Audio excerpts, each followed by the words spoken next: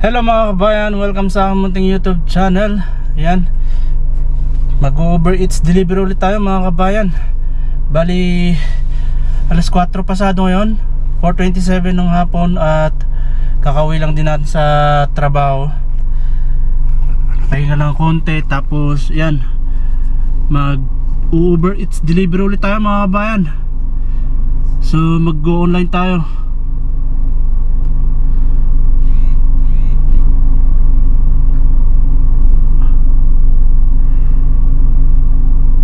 Muldoon Street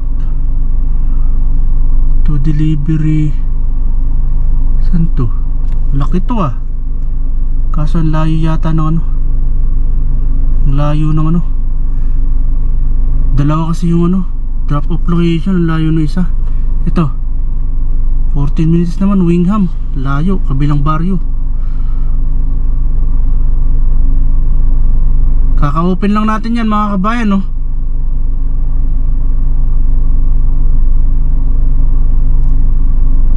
Meron na naman mga kabayan, Candletown. Saan manggagaling yung pick up? Coles to drop off. Kaso ang lalayo ah. Nakatatlo ka agad mga kabayan. Kaso hindi natin ito, saan to? Puturutari, Coles, Bushland 7.4. Accept natin to mga kabayan.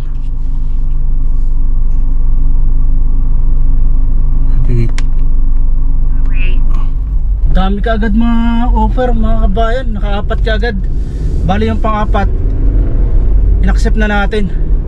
Kasi within Tari lang yung ano, yung drop off location. And meron tayong panibagong task or yung quest na tinatawag ng apps. Yung papakomplete niya sa'yo yung 3 rides, tapos magkakaroon ka ng additional na income, which is $12. So bali ito yung una nating deliver. So kailangan natin makatatlo para ma-gain natin yung $12 na yun. Or I mean ma-receive natin.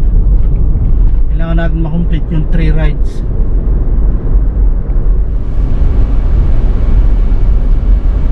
So andito na tayo sa pick up location mga kabayan. Coles. Pick up. Pick up.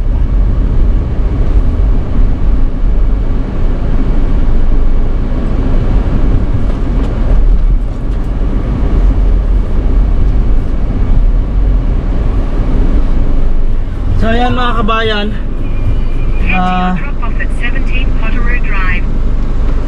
na-pick up na natin yung ating kailangang i-deliver. At 9 minutes yung estimated na biyahe, 5.5 kilometer. So tara, hatid na natin itong ating first delivery mga kabayan. Kabilang baryo na pala to. Kala ko within Tari lang mga kabayan. Pero bungad lang naman ano. Bungad lang siya ng kabilang baryo, Wingham. In 300 meters enter the roundabout and take the first exit onto Potteroo Drive. Potteroo Drive. Pero okay lang din. Hindi naman ganun kalayo. At least bungad lang. Enter the roundabout and take the first exit onto Potteroo Drive. Parang ano lang, parang boundary ng Tari at Wingham. So ayan mga kabayan, na i-drop off na natin yung In 300 meters enter the unang roundabout deliver and take natin. the second exit onto Wingham Road. At meron tayong in-accept ulit sa Woolworths naman ng pick up.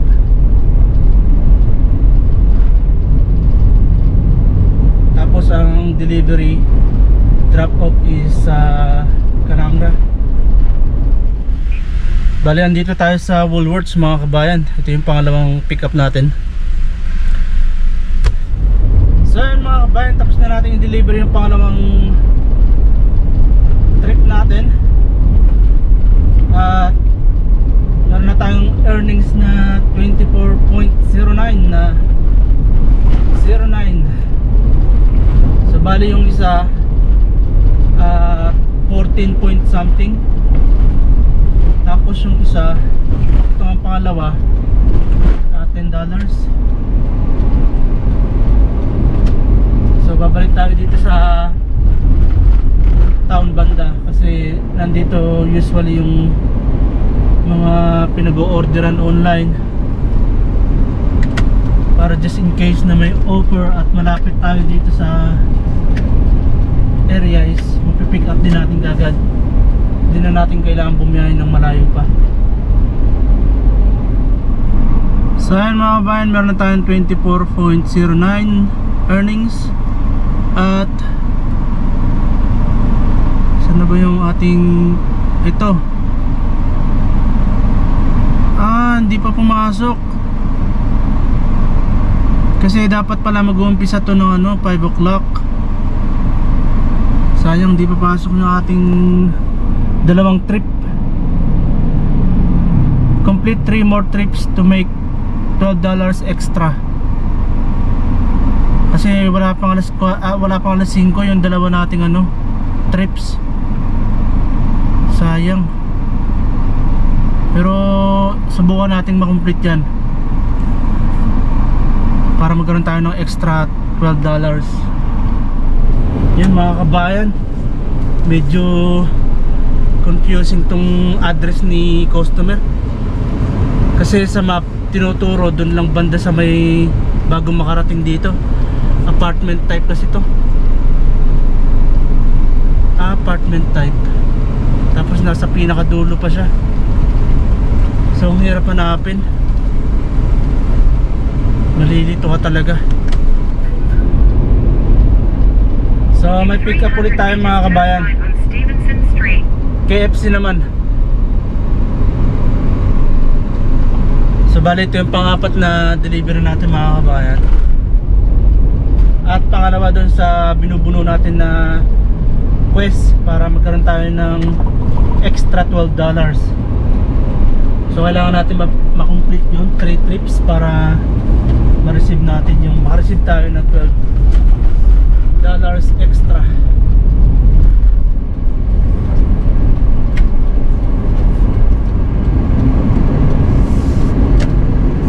So ito yung KFC mga kabayan, dito tayo pick up.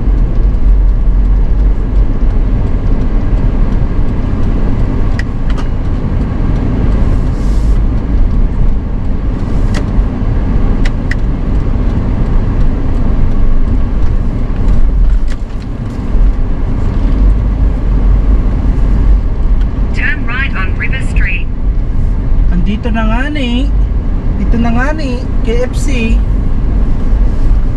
Ibang ruta pa yung tinuturo mo.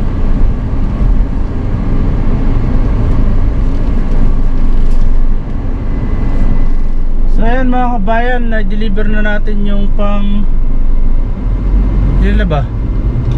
Pang 5 na yata. At umilaw na yung fuel gauge. So kailangan natin pagas.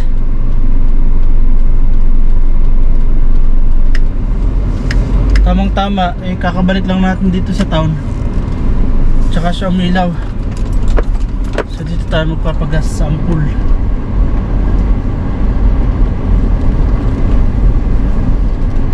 Pause pa ba?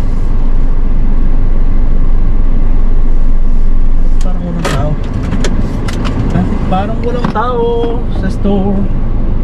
So iwan lang muna natin dyan. Ay hindi, dadalhin pala natin.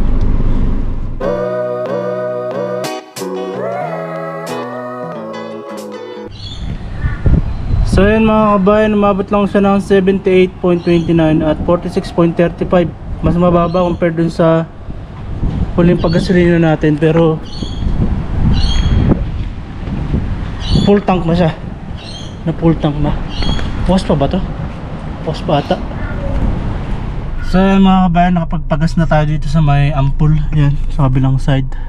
Tapos nandito naman yung Hungry Jacks. Dito tayo pumarada para maghintay ng susunod na delivery offer. At nakapagtaka lang, nag full tank tayo ngayon, or naggas tayo ngayon kasi umilaw na nga yung ating gauge ng fuel. At pinull tank natin, ang naging total niya lang is 78 something, 78.29 yata.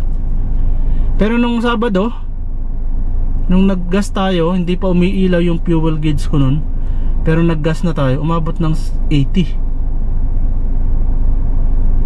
So nakapagtaka lang, hindi accurate yung aking ano, hindi accurate yung aking gauge. Exchange Hotel, dalawang drop off, dalawang pick up location, lugi. So yun nga, full tank tayo ngayon at nagbayad tayo ng 78.29. So ang earnings na natin ngayon ay 37.50 sa 4 na trips. Tapos meron pa tayong isang trips na kailangang makomplete para magkaroon tayo ng extra $12. So isa na lang. Grabe naman yan. 3 yung drop off, 2 rin yung pick up location. Pero 27. Layo, Wingham. Kabilang baryo. Okay lang sanang isang drop off lang.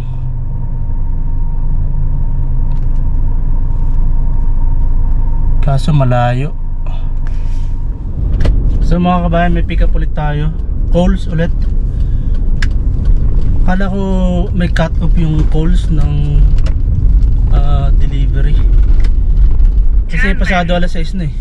6:28. Akala ko pag gantong oras cut off na sila yung order ng online. Pero meron pa rin pala. Kasi nung mga nakaraang araw, pagdating na alas 5, wala na akong natatanggap na offer na pick up calls or Woolworths. So akala ko may cut off sila mga 5 or 4 ganyan. Kasi nga wala nang nare-receive na offer. Pero meron pa pala. 6:27 lang pala. Ano, 6:28.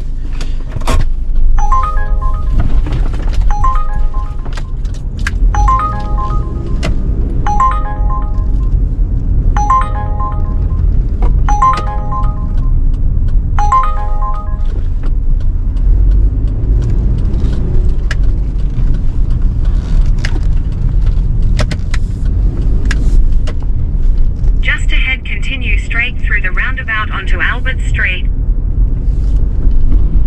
Continue straight through the roundabout onto Albert Street.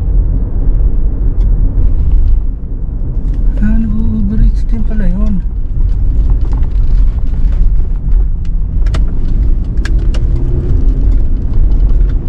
Just ahead, enter the roundabout and take the third exit onto Commerce Street. At mga kabayan, i-deliver na natin yung ating pang-5 customer. Uy, tamang-tama, Hungry Jacks. Hungry Jacks, nandito lang tayo sa Hungry Jacks. Head to your pickup at Hungry Jack's Taree. Pick upin natin mga kabayan. So yan mga kabayan, i-deliver na natin yung ating pang-6 na customer. At 5.70, malapit lang siya. Tapos meron na tayong earnings na 62.42. 6 trips completed. At meron na naman tayong binubulo na quest. Complete 2 more trips to make $14 extra. Yan. Tapos may pagkakamali na naman ako mga kabayan doon sa pang-5 deliver ko. Kasi hindi ko nabasa yung yung buong instruction ng customer kung paano yun sa drop off. Kasi ang nakita ko lang, or ang nabasa ko lang is leave at the front door yung nakalagay. Pero meron pa pala sa ibaba instruction, may message yung customer na ayaw nilang ipapark yung sasakyan doon sa driveway kasi nga daw yung last na nag-deliver na nakatruck yata may tagas daw yata ng langis, kaya yun, ayaw paparadaan yung driveway. Una, pagdating ko doon, nagparada ako doon sa may along the road lang. Tapos binaba ko yung dalawang item, yung pinakamabigat na item. Tapos nung baba ko doon sa harap ng pintuan nung una kong binitbit, andun yung yung customer nag-aabang pala sa pintuan, pero nasa loob siya, nakabukas lang yung screen door.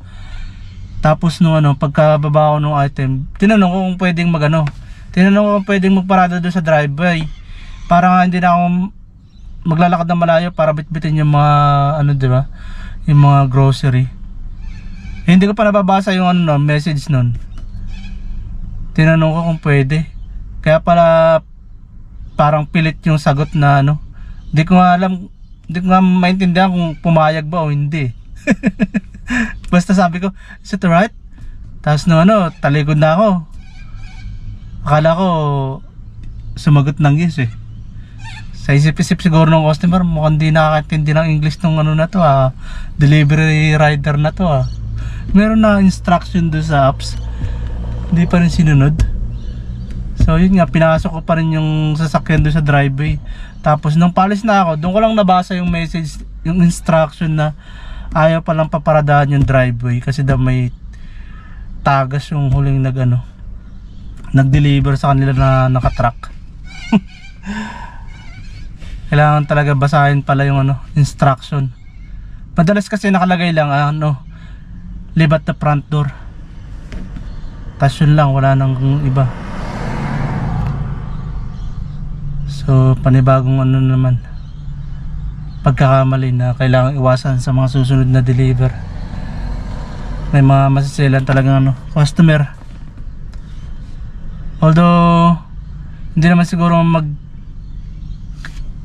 yung customer na ganun kung hindi nga lang yung huling nag-deliver may tagas yung sasakyan na ginamit. Hindi naman siguro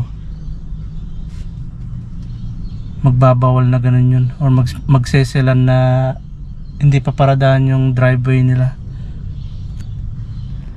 So mga kabayan, kapag na-complete natin tong panibagong quest, pag na-complete natin tong 3 trips na to, so mag-a-add siya ng $14 sa ating earnings. So for example lang, ito 62.42 plus idagdag natin yung 14, so magiging 76.42 na siya mga kabayan. So konti na lang, $2 na lang, mababawi na ulit natin yung pinang gasolina natin, yung pinang full tank natin. So kailangan pa natin ng dalawa. So pag na-complete natin to, plus add mo dyan, magiging 74 nga, diba? 76, ayan, pamali-mali pa tuloy. Magiging 76.42 na siya, pera pa yung magiging bayad nung dalawang i-deliver natin. So bawing-bawi na natin pala yung pag nagkataon yung ating pinang gasolina. So kailangan pa natin ng dalawang trips pa. Merong may nag-a-appear na dalawa, pareho yung pick up location, Two Hands yung pangalan nung restaurant na pagpipikapan, Two Hands. Kaso yung isa Wingham, tapos yung isa Old Bar. Parehong malayo, parehong kabilang baryo. Pero yung isa, ang amount niya is 14 point something. Yung isa naman 21 yata, pero dalawang drop off location kasi, kaya medyo malaki yung bayad. At the same time, yung isang drop off is sa Wingham nga. Ito naging 31 na, kanina 29 lang yata yan, pero tatlo na yung drop off. Ayun sa dalawa, tatlo. Yan, delivery 3, Two Hands. So hindi natin na-accept kasi malayo. Kahit pa nga malaki yung amount, ang problema kasi yung pabalik mo, wala kang dala, wala kang deliver kasi wala namang ino-orderan doon papunta rito. Yung mga taga ron nga umu-order dito sa Tari kasi wala silang masyadong andun mga fast food restaurant. So standby pa rin tayo. Kailangan natin ma-complete yung ating task quest. At ang oras na pa lang yun mga kabayan is 7:05. So siguro makumpleto lang natin tong 3 trips na to, okay na tayo. Pahinga na ulit. At least kahit pa paano may earnings tayo. Nag-umpisa tayo ng mga 4:30. Lumabas pala tayo ng bahay 4:30. 4, 5, 6, 7. So 3 hours din. Di naman sama. So yun mga kabayan, meron na naman tayong for delivery. Just ahead, turn right on Victoria Street using the right lane. Kebabs yung pagpipikapan natin, tapos Kanangra Drive yung Kanangra yung pangalan ng lugar na pagdideliveran. Drop off Turn area. right on Victoria Street. So bali ito yung pang ilan na ba? Pang 7 nating trips deliver. So dito tayo magpipick up. Ayan, katabi niyang Exchange Hotel na yan. Kaso wala yatang parkingan. Yun lang, dapat pala dumiretso ako. Walang parkingan dito. Mayroon parkingan dito pagka ganitong oras eh.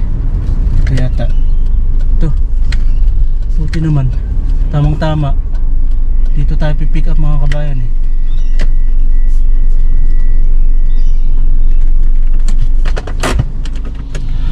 So yan mga kabayan, na-deliver ulit natin yung huling order.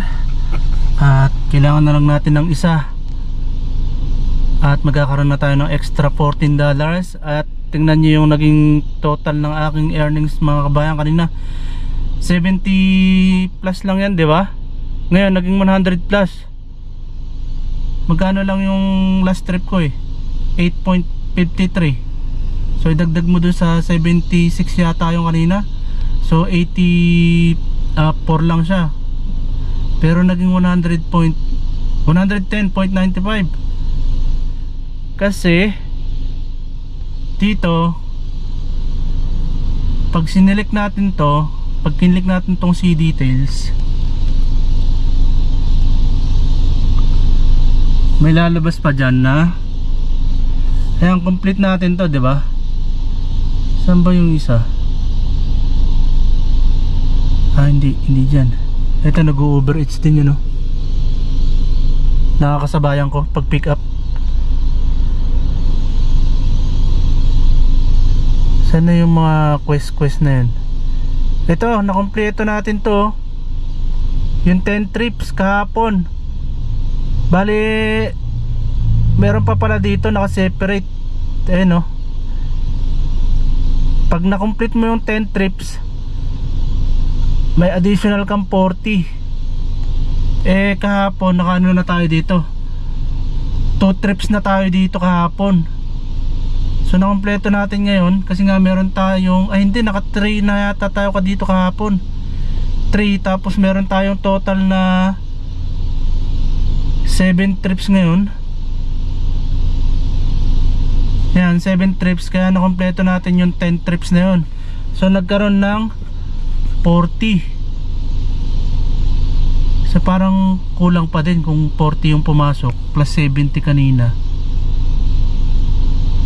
plus yung huling trip ko.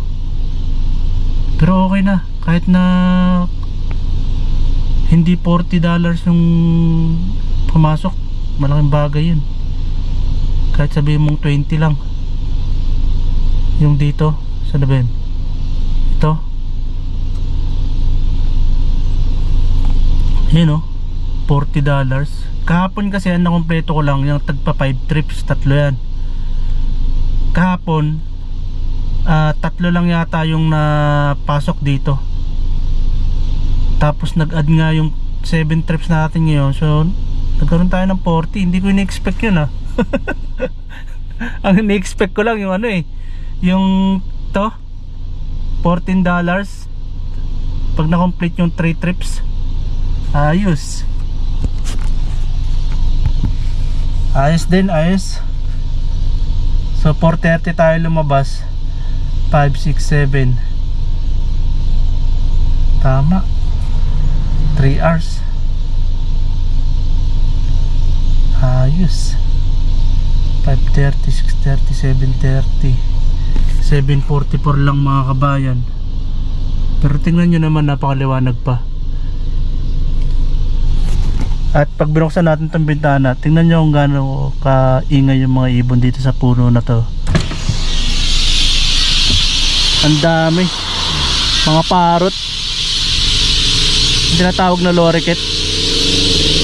Yung balahibo kulay para siyang rainbow yung kulay. Ang dami nila dyan Ang ingay Tapos ayun nga pala yung presyo ng mga gasolina dito mga kabayan Unleaded 91 octane yung kinakarga natin 168.9 per liter. Tama ba? 168.9. Amplify 95 octane 184.9. Amplify diesel 197.9. Meron na namang order. Kaso Wingham 35 minutes tapos 21 km. Kabilang baryo na kasi yan tapos ang layo pa pick up location dulo ng tari naman. Lugi pagka ganon, walang pabalik. So standby muna tayo dito. Malapit tayo sa Hungry Jacks. So pagka ganitong oras, ang kadalasan na lang nating accept na offer is sa mga fast food or di kaya naman sa restaurant. Kasi yung Coles tsaka yung Woolworths, alam ko hindi na sila tumatanggap ng online buying pagka ganyan. Online order tapos delivery. Kasi 8 lang yata sila nagsasarado. So makompleto lang natin to mga kabayan. Okay na, pahinga na tayo kasi mag-alas 8 na rin. At least kahit pa paano meron tayong pinagkakaabalahan kapag tapos ng trabaho. Kasi ang out namin sa trabaho is 4:06 mga kabayan. So usually mga 4:20 nasa bahay na ako. Kaya kanina lumabas tayo ng mga 4:30 yata yun. So yun mga kabayan, nabot na tayo ng dilim. Alas 8 pasado. Just ahead, continue straight through the roundabout onto Albert Street. 8:05 mga kabayan. At baka itong delivery na to, ito na rin yung pinakauli natin kasi ayun nga, gabi na. Continue straight through the roundabout onto Albert Street. At mag-grocery pa ako bago umuwi. Kasi 9 o'clock yung sarado ng Woolworths. Just ahead, enter the roundabout and take the first exit onto Winter Street. O din naman kaya ng Coles, 9 o'clock yung sarado Enter nila. the roundabout and take the first exit onto Winter Street. So makakapag-grocery pa ako. At ayun mga kabayan, nag-offline na tayo sa Uber Eats delivery kasi ang oras na ay 8:20. Tapos ayun na yung kinita natin, 132.55. At mag-grocery lang muna ako bago umuwi. Kasi 9 o'clock pa naman yung sarado nito. 8:20 pa lang. So mag-grocery lang tayo ng konting pagkain. So yun mga kabayan, tapos na tayo mag grocery at uwi na rin tayo kasi nakakaramdam na rin ako ng gutom. Mag alas 9 na yata ng gabi.